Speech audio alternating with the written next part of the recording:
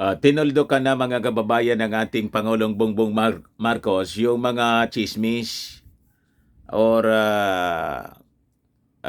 misinformation or pwede din disinformation tungkol sa planong ibenta ng ating gobyerno yung Ninoy Aquino International Airport. What? Di ba yung nangyari pong meltdown sa NAIA? Iniuugnay po doon sa plano para niya ma-justify, para iposan niya talaga yung privatization or pagbibenta na ng Ninoy Aquino International Airport. Sabi ng Pangulo, wala man na niyang ganyan.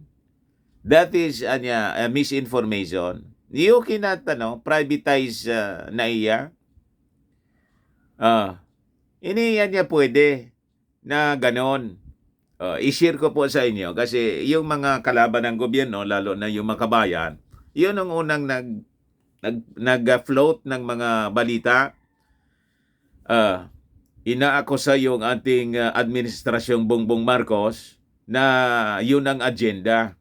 Ibintaan niya. Wala niyang ganyang agenda, sabi ng ating Pangulong Bongbong. Tinanong siya doon sa media forum, President Ferdinand Marcos Jr., galing mismo ito sa Office of the President, yung binabasa ko.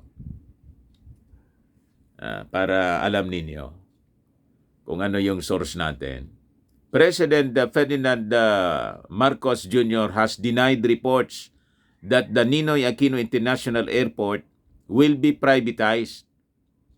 Sabi po ng ating Pangulo, his administration is looking to hire a private company to manage traffic. Yun man lang. Talaga yung kwento po, laging may pasubra. Hire a private company to manage traffic and increase movement at the airport for improved operations in passenger services man lang. Ini yung mismo ng NAIA, i-privatize or ibenta. What? Di ba? PBBM also ordered the Department of Transportation, DOTR, to fast-track arrangement with maintenance provider Sumitomo Thales to modernize the country's aviation safety system. Yung naging dahilan mga kababayan ng pagbagsak ng operations ng NAIA. No plan to privatize NAIA. Malinaw. No plan to privatize NAIA. Ano ngayon mga makabayan black? Sige ninyong palitaw ng mga kung ano-anong fake news. Yun ang totoong fake news. Ang hilig ninyo kasi gumawa-gawa ng mga kwento, magtahi-tahi ng kwento para may maibato kayong issue sa ating gobyerno, sa ating Pangulong Bongbong Marcos. The Philippine government has no plan of privatizing operations of NAIA. Marcos made this clarification after DOTR Secretary Jaime Bautista supposedly disclosed that the Marcos administration plans to privatize NAIA operations. Misquoted siguro or misinterpreted. Yan kasi, bakit hindi ninyo muna i-clarify doon sa tao? Yung mga nagpalitaw nitong mga istorya, lalo na yung makabayan black, pa-interview agad sa mainstream. Para yung mainstreaman, hindi man muna kinukuha yung side ng ating Pangulo. Tira man na agad. Para niya Mr. Maravillas may kwento muna. Tapos later on, may another kwento. Sa bagay, ganun talaga yung strategy ng mainstream.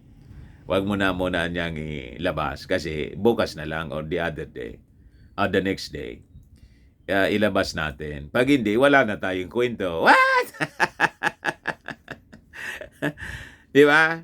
So, putol-putulo na natin yung kwento para lagi tayong may materials for publication. May abangan, parang teleserye, may abangan yung mga tao. Mintay man yan, release tayo ngayon para makakubra na. Anyway, yung mga writers, ganon. May bayad kasi siya. Per square inch yung bayad. Ito muna niya. Ayos na ito. There's no plan to privatize anything. Rather, we do the opposite. Sabi po ng ating Pangulo. No. When Secretary Jimmy Bautista was talking about that, I think he may have been, maybe misspoke, or he was misinterpreted. Na-misinterpret lang po. But you cannot privatize an airport to begin with, sabi ng ating Pangulo. They cannot own the airport. A private firm cannot own the airport. Wala niya, hindi pwede yan. Yung isang pribadong kumpanya, nabili na niya yung airport sa kanila na. What? Sabi po ng ating Pangulo, however bared that this administration is looking to hire man lang po a private company to manage traffic, yung sa traffic man lang po ng mga eroplano, and increase movement in the Philippines busiest gateway. Yun man lang niya.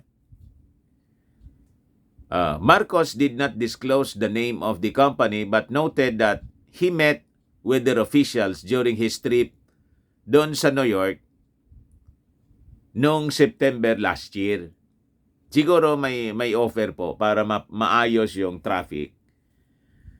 Siyempre, mga well-experienced sila. Siguro, multinational siya. May mga contracts na din sa mga existing airports in the world. Then, nakita nila kung paano yung operations dito. Medyo mahina yung operation sa Pilipinas. Then, nag-offer sila para ma-upgrade. Pero yung ibenta, walang ganon. They run several big airports. Yun, tama pala yung iniisip natin. They are asking them what they can do. Can they come in and help us? Yun ang tanong, mga kababayan, so that we can increase the traffic through the Manila Airport. And they said they could. Kaya namin na yan. And so they are coming. They were here last week to look at the operations of the airport. And especially since we had a problem on New Year's Day and this recent outage with the uninterruptible power supply. At most, sabi po ng ating Pangulo, we will have a management contract. Come in and manage the airport. And they say that they, without changing anything, without new equipment, without building a new runway, can increase the traffic from what is presently, they refer to as 35 movements per hour to up to 45 movements per hour without changing anything. O di, napakaganda po. Diba? Para maiwasan na yung mga delays. Mga kababayan, dito sa airport, yung waiting time, most of the time, nasasayang po eh. O diba? Nasasayang yung oras ng mga businessmen na sumasakay sa aeroplano, ng mga mamamayang Filipino, imbis makalarga na, waiting hour. Daming laging delays. Diba? Yung mga business trips yan, mga business meetings kung saan-saan dito sa ating bansa at sa ibang bansa. So, kung maayos natin ito, ma-address, laking kaginawahan po. Kasi po, ang lost time,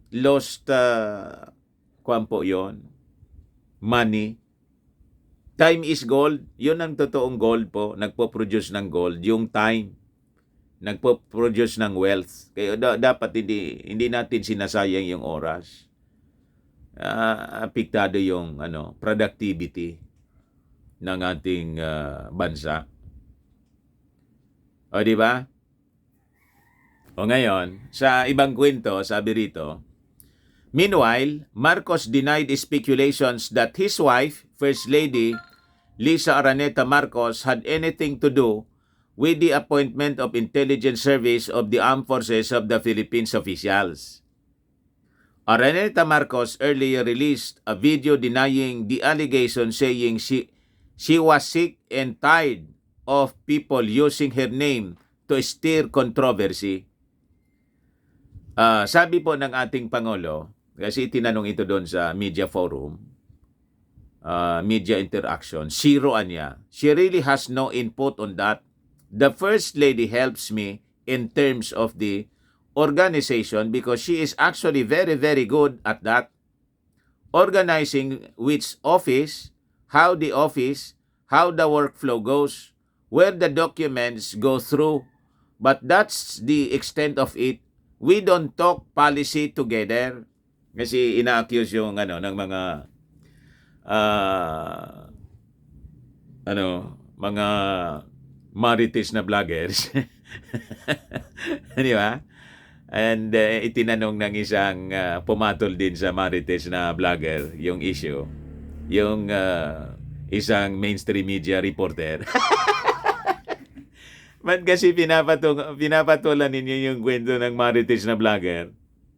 Disgruntled kasi hindi na bigyan siguro ng favor doon sa Palasyo Malacanang kasi yung sinisip-sipan niyang opisyal, yung dating executive secretary, natanggal. What?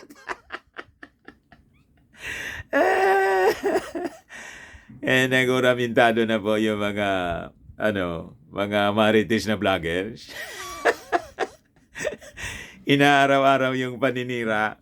Binatulan din ito. Di sinagot mga kababayan, wala man na niyang ganon. Yung First Lady, nangingialam sa appointment, yun ang akusasyon. Siruan niya, not political decisions, legal. Legal. I will ask her. Abogado kasi si Lisa. Whenever there's a legal question, I'm not a lawyer, so I need an expert opinion. She's right next to me. Kasi lagi niyang kasama yung asawa. Most of the time, so I could turn to her. Ganon. Pero yung magdikta na mga kababayan ng appointment, wala yon. At pinalalabas nila, under si Bongbong Marcos ni Lisa. What? Pinag-aaway yung mag-asawa. Mga kababayan, matindi talaga. Marcos said he was also lucky to have Chief Presidential Legal Counsel Juan Ponce Enrile as the best legal representation of any president. Tapos nandyan pa yung niya, yung aking executive secretary, dating Chief Justice. Di ba mga bigatin po? So, yun man lang, mga kababayan, ang mga balita na gusto kong i-share po sa inyo. Baka lang gusto ninyong i-try ito. Firmax Firming and Lifting Cream, pinapahid po sa mga pulses and affected area. Mainam po sa paninigas ng mga kaso-kasuan. Ito naman po, Automax Radiant Serum. Sa mukha naman po yung application. You will look 10 years younger than your age. Kuwan po siya. Anti-aging. Ito naman mga kababayan sa mga cancer patients, baka lang gusto niyo po itong itry. Nengxia Red Mixed Fruit Drink. Di man siya gamot, food supplement siya. Kaya lang, gawa siya mga kababayan sa goji berry. Yung goji berry may anti-cancer properties. Yung mga inquiries po ninyo, dumiretso na lang po kayo sa aming messenger. Ayos! Ako po si Dante Maravillas. Bye-bye po. God bless.